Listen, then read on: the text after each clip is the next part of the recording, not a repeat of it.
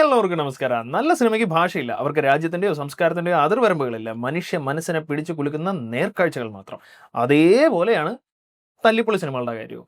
എടുത്തെടുത്ത് വരുമ്പോൾ തല്ലിപ്പൊളിയായി പോകുന്നതാണ് മിക്ക സിനിമകളും. പക്ഷെ നമ്മുടെ മസ്തി 4 പോലത്തെ വേറെ ചില പടങ്ങളുണ്ട്. കാണുന്നവൻ തലതല്ലി ചാവുന്ന ലെവലിൽ തല്ലിപ്പൊളിയാക്കുക എന്നുള്ളൊരു ഒറ്റ ഉദ്ദേശത്തോടെ എടുക്കുന്ന പടങ്ങൾ. അതേപോലെ അല്ലെങ്കിലും അതേപോലെയുള്ള ഒരു ഗംഭീര ഫാമിലി ട്രാജഡി എന്റർടൈനറിലേക്ക് എല്ലാവർക്കും സ്വാഗതം.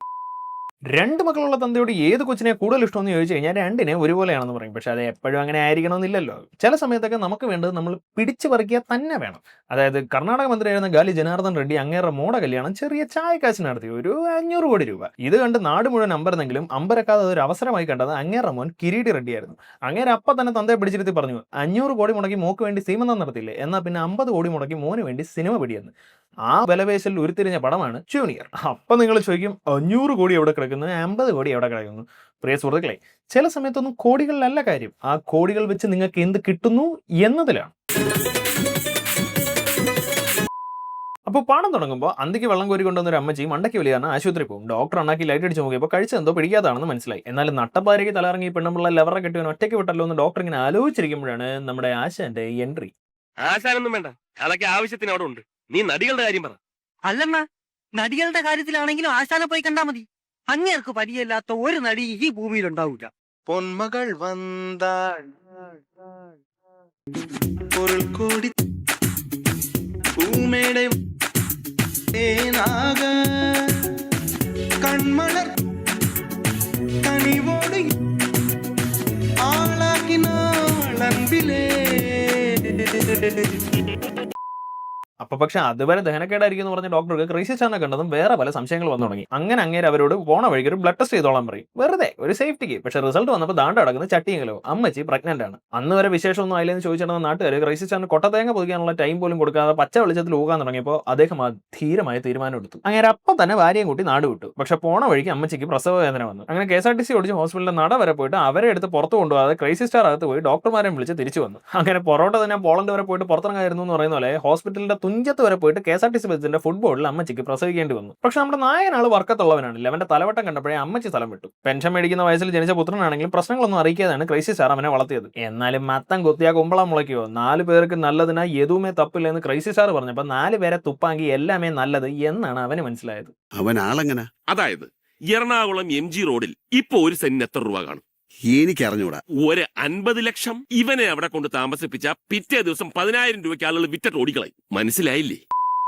ഇനിയും മനസ്സിലാത്തവർക്ക് ഞാൻ പറഞ്ഞുതരാം. അത് നമ്മുടെ നായകൻ ഒരു ലോക വള്ളിയാണ്. ഒരു കാര്യമില്ല പടത്തിന് ജൂനിയർ എന്ന് പേരിട്ടിരിക്കുന്നുണ്ട് തന്നെ നമുക്ക് ഇവനെ കൊച്ചുവള്ളി എന്ന് വിളിക്കാം. അപ്പോൾ നമ്മുടെ കൊച്ചുവള്ളി റോബർട്ടിലെ ചലഞ്ചിങ് സ്റ്റാറിന്റെ മോനേക്കാൾ വലിയ വള്ളിയാണ്. ഉദാഹരണത്തിന് നമ്മുടെ കൊച്ചുവള്ളിയും കൂട്ടുകാരും കൂടെ ഒരു കോളേജ് ഫെസ്റ്റിന് പങ്കെടുക്കാൻ പോയി. ലെവന് വായ്ത്താളത്തിലുള്ള മികവ് കാൽത്താളത്തിൽ ഇല്ലാത്തതുകൊണ്ട് കളി തോറ്റു. അതിലൊരു തീരുമാനമായിട്ട് ഇവൻ തിരിച്ചു പോകാൻ റെഡി ആവാതിരുന്നപ്പോൾ കൂടെ ഉള്ളവർ പറയും കൊച്ചുവള്ളി ഡോൺ ക്യാച്ച് വള്ളി എന്ന്. പക്ഷെ നമ്മുടെ കൊച്ചുവള്ളിക്ക് ഒരു ദിവസം ഒരു വള്ളിയെങ്കിലും പിടിച്ചില്ലെങ്കിൽ ഉറങ്ങാതിരിക്കാൻ പറ്റില്ലല്ലോ. അങ്ങനെ ചുറ്റും നോക്കിയിട്ട് ഏറ്റവും പെട്ടെന്ന് വള്ളി പിടിക്കാൻ പറ്റുന്ന എതിർ ടീമിനെ ചെന്ന് തോണ്ടിയാലാണെന്ന് മനസ്സിലാക്കിയ ലെവൻ 10 അടി പൊക്കത്തിൽ പറഞ്ഞുകൊണ്ടിരുന്ന എതിർ ടീം ക്യാപ്റ്റനെ തിരിച്ചെത്തിയാൽ പിടിക്കാൻ നിന്നവരെ ചെന്ന് തട്ടി മാറ്റും. മോളിൽ പോയാൽ താഴെ വന്ന് നടുപിടിച്ച് വീഴും. പക്ഷേ ഈ കൊച്ചുവള്ളിയുടെ നടുപിടിച്ച് വീഴ്ത്തൽ അങ്ങനെ അങ്ങോട്ട് വർക്കായിട്ടില്ല. കാരണം ഈ നടുപിടിച്ച് വീണവൻ തന്നെ യവനെ തല്ലാനായിട്ട് ആ കോളേജ് മുഴുവൻ ഓടി നടക്കും. ലെവൻ ഇത് അറിയാത്തതുകൊണ്ടാണ് ശിവണ്ണ എഴുന്നേക്കാൻ പറ്റാത്ത രീതിയിൽ നടുപിടിച്ച് വീഴ്ത്തുന്നത് എങ്ങനെയാണെന്ന് പിള്ളേർക്കൊന്ന് കാണിച്ചു കൊടുത്തേ.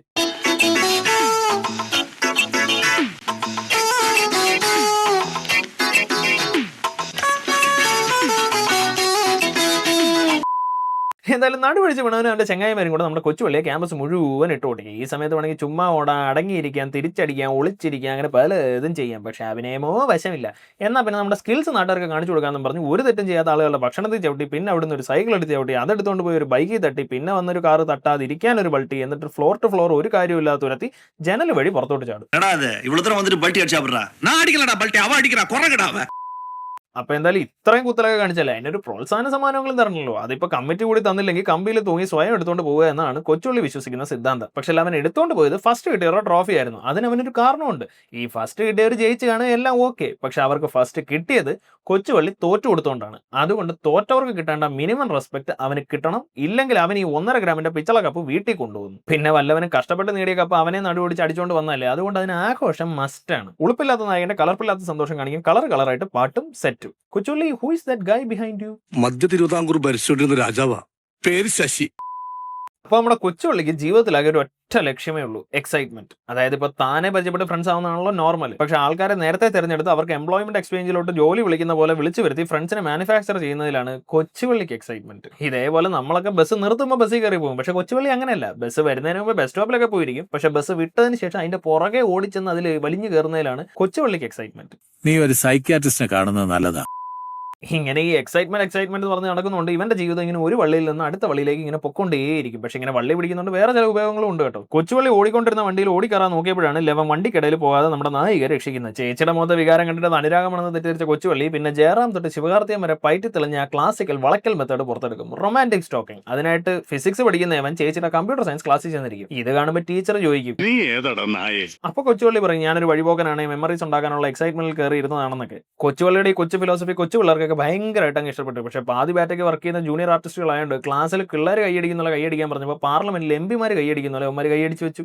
ഈ ഫിലോസഫി ആയിട്ട് ഇംപ്രസ്ഡ് ആയ പിള്ളേരൊക്കെ തടിപ്പാവതെന്നും പറഞ്ഞ് മെമ്മറീസ് ഉണ്ടാക്കാനായിട്ട് ഇറങ്ങിപ്പോയത് കാരണം ചേച്ചിക്ക് മെമ്മറി കാർഡിനെ പറ്റിയുള്ള ഡൗട്ട് ചോദിക്കാൻ പറ്റില്ല. ഇതിന്റെ കലിപ്പിൽ പുറത്തോട്ടിറങ്ങി വന്ന ചേച്ചിയെ കാത്ത് പ്രേമം പറയുന്ന കൊച്ചുവല്ലോട് ചേച്ചിക്ക് ഇമാര് വള്ളി പിടിക്കാനൊന്നും ഒരു താല്പര്യമില്ലെന്നും പഠിത്തമാണ് എന്നെ ഉയർമൂച്ചെന്നും പറയും. പിന്നെ വല്ലവനും കളിച്ച് ജയിച്ച കപ്പൊക്കെ മോട്ടിച്ചോണ്ട് വന്നവനോടാ ഈ മാസ ഡയലോഗൊക്കെ. കൊച്ചുവള്ളി പിന്നെ ചേച്ചിയെ എല്ലായിടത്തും പിന്തുടരാൻ തുടങ്ങും. വെളുപ്പിന് യോഗയ്ക്കും ഉച്ചയ്ക്ക് കോളേജിലും വൈകിട്ട് ലൈബ്രറിയിലും പോയിരുന്ന ചേച്ചിക്ക് പ്രേമം വാരി കോരി കൊടുക്കും. എന്നാലും എനിക്കൊരു സംശയം, ഇങ്ങനെ ഹെയർ സ്റ്റൈൽ ചെയ്തത് ഏതവനാടാ? എന്തോന്ന് കോമാളിത്തരം അതൊക്കെ.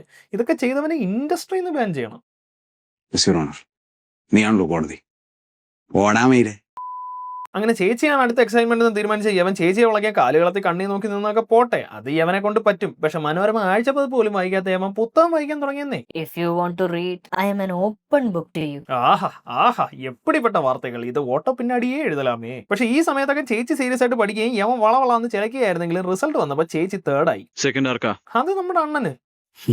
അപ്പൊ ഫസ്റ്റ് ഇയറാ?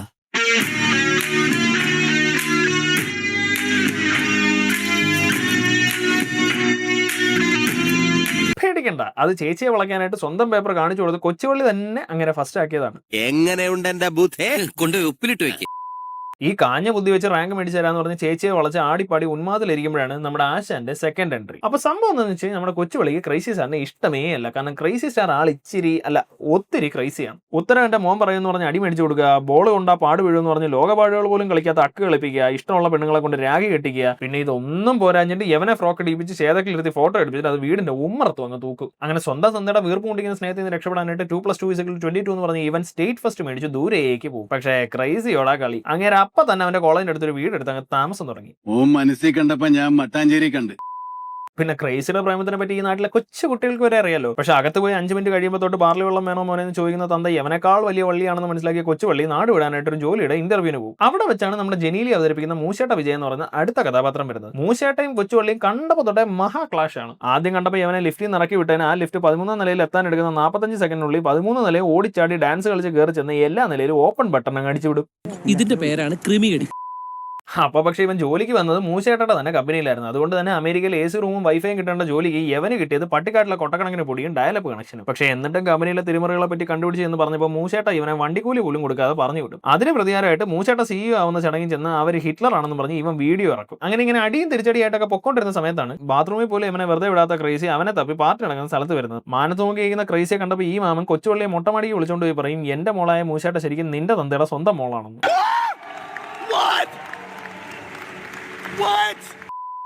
ഇവർക്കിത് ഭയങ്കര സർപ്രൈസ് ആയിരുന്നെങ്കിൽ എനിക്കിത് നേരത്തെ അറിയായിരുന്നു. കാരണം രണ്ടെണ്ണം ക്രൈസിയേക്കാൾ വലിയ ക്രൈസിയാണ്. അങ്ങനെ ക്രൈസിയുടെ സ്വന്തം മോള് വല്ലവന്റെ മോളായതിന്റെ പിന്നിലും ഒരു ക്രൈസി സ്റ്റോറി ഉണ്ട്. അതായത് നമ്മുടെ മൂശേട്ട ജനിച്ചപ്പോൾ എല്ലാവരും ഭയങ്കര സന്തോഷത്തിലായിരുന്നു. ഓട്ടത്തിലും ചാട്ടത്തിലും തൽപരയായ മൂശേട്ടയോട് ശ്വാസകോശത്തിൽ ഇൻഫെക്ഷൻ ഉള്ളതുകൊണ്ട് അതൊന്നും ചെയ്യരുതെന്ന് ഡോക്ടറും അവളുടെ സ്വന്തം തള്ളയൊക്കെ പറയും. പക്ഷേ ക്രൈസി ബീങ് ക്രൈസി പറയും, ശ്വാസകോശമൊക്കെ അടിച്ചു പോയാലും വേണ്ടില്ല, നീ എത്ര ഓടാൻ പറ്റുമോ അത്ര ഓടിയോളാം. അങ്ങനെ അതും വിശ്വസിച്ച് ഓടിക്കൊണ്ടിരുന്ന മൂശേട്ടയ്ക്ക് ഒരു ദിവസം എഞ്ചിൻ ഫെയിലിയർ ആയിട്ട് ഷെഡിൽ കയറേണ്ടി വരും. അങ്ങനെ മോളുടെ ലങ്സ് റിപ്പയർ ചെയ്യാനായിട്ട് ക്രൈസി സ്വന്തം കിഡ്നി ഊരി അങ്ങ് വിൽക്കും.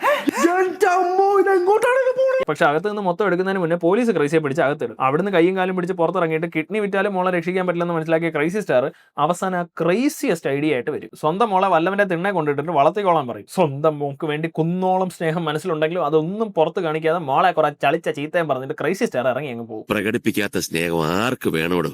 എല്ലാ അർത്ഥത്തിലും താനൊരു തല്ലിപ്പൊളി തന്നെ.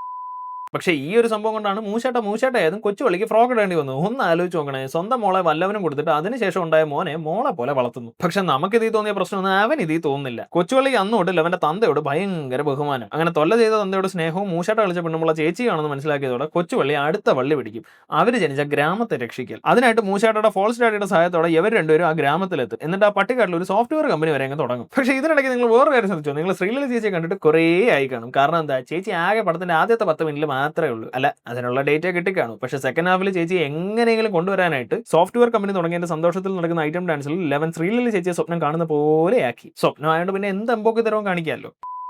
ഹിമാരി ഒരു ഐറ്റം ഡാൻസ് ഒന്നും ക്രൈസി സ്റ്റാർ ഒരിക്കലും മിസ്സാക്കില്ല. അത് നമുക്കും അറിയാം, കൊച്ചുവള്ളിക്കും അറിയാം. പക്ഷെ അങ്ങേർക്ക് മിസ്സായി. എന്താ കാരണം എന്ന് വിളിച്ച് അന്വേഷിച്ചപ്പോഴാണ് അങ്ങേർക്ക് അൽസൈമേഴ്സ് ആണെന്ന് അറിയുന്നത്. നിങ്ങൾക്ക് അൽസൈമേഴ്സ് ഉണ്ടോന്ന് അൽസൈമേഴ്സ് ഉള്ള ക്രൈസി സ്റ്റാറിനോട് തന്നെ ചോദിക്കുന്നതിന് മുന്നേ അങ്ങേരെ രണ്ടുപേരും വന്ന് അടിച്ചു വീഴ്ത്തും. പിന്നെ അച്ഛനെ രക്ഷിക്കാനുള്ള കൊച്ചുവള്ളിയുടെ ഡേ ടൈം കൈതി. ഇതിനിടയ്ക്ക് പണ്ടങ്ങാണ്ട് ഒടിഞ്ഞു തൂങ്ങിയ വഞ്ചിയുടെ ഇടുക്കിൽ നിന്ന് കിട്ടിയ തുരുമ്പ് പെട്ടിക്കുള്ളിൽ വെച്ചിരുന്ന പറഞ്ഞു പോകാത്ത പേപ്പറിൽ എഴുതിയിരുന്ന കഥ വായിച്ചപ്പോൾ മൂശേട്ടയ്ക്ക് ക്രൈസിയാണ് അവളുടെ അച്ഛനെന്ന് മനസ്സിലായി. അങ്ങനെ കൊച്ചുവള്ളി ക്രൈസിയെ ഹോസ്പിറ്റലിൽ എത്തിക്കുമ്പോഴത്തേക്കും മൂശേട്ടയെ അവിടെ എത്തും. പക്ഷെ അവിടെ വെച്ച് വൺ ട്വിസ്റ്റ്. ക്രൈസിക്ക് മോളെ ഓർമ്മയുണ്ട്, പക്ഷേ മോനെ ഓർമ്മയില്ല. സൂപ്പർ അല്ലേ? അങ്ങനെ ഇത്രയൊക്കെ വള്ളി പിടിച്ച് വള്ളി കിടന്ന് തൂങ്ങി ചേച്ചി അച്ഛനെ ഒരുമിപ്പിച്ചെങ്കിലും സ്വന്തം തന്തയ്ക്ക് അവനെ ഓർമ്മയില്ലല്ലോ എന്നുള്ള സന്തോഷത്തിൽ കൊച്ചുവള്ളി പുറത്തേക്ക് ഇറങ്ങി നടക്കുമ്പോൾ പട്ടം തീരും.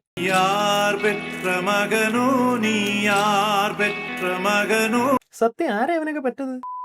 പക്ഷെ എന്തൊക്കെ പറഞ്ഞാലും ഒരു ക്രൈസി സ്റ്റാർ ഫാൻ എന്നുള്ള നിലയിൽ ഞാൻ അസ്വസ്ഥനാണ്. കാരണം ഇത്രയും വലിയൊരു സ്റ്റാറിനെ കൊണ്ടുവരുമ്പോൾ അങ്ങേറെ സ്റ്റാറ്റസിനെ പറ്റി എന്തെങ്കിലുമൊക്കെ കൊടുക്കണം. ഇതൊരുമാതിരി കോമാളി കളിക്കാൻ ഒരുത്തം ഉണ്ടായിട്ട് തന്നെ ക്രൈസി സ്റ്റാറിനെ ചുമ്മാ അങ്ങ് കോമാളി കളിപ്പിച്ചേക്കാണെന്നേ.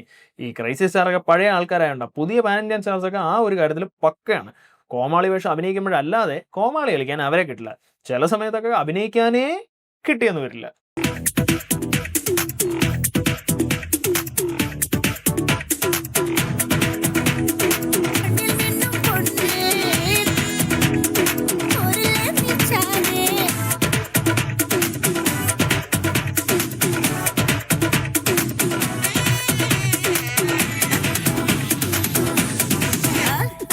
രാക്ഷസുണ്ണി.